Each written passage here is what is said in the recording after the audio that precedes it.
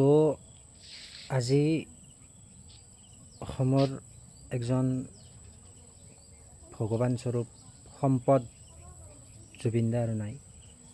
এইটো কথা আচলতে কি বুলি ক'ম, চবেতো দিয়ে আছে পাই আছে, আপোনালোকে জানে।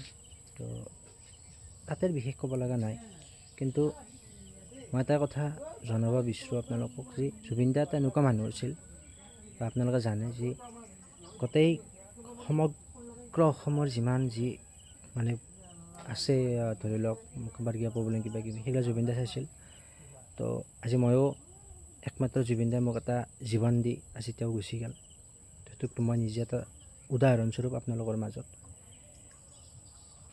আৰু জুবিন দা মহান, জুবিন দা ভগৱান।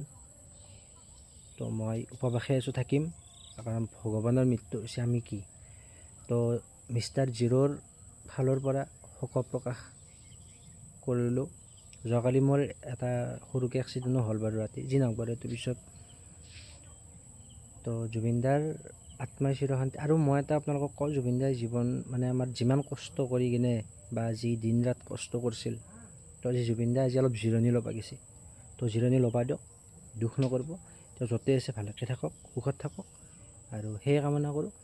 বাকী আমাৰ ফালৰ পৰা জুবিন দাক অন্তৰৰ পৰা কওকবাৰ হেৰি কৰিলোঁ, আৰু তেওঁ য'তে আছে কুশলে থাকক, এইখিনিয়ে আৰু।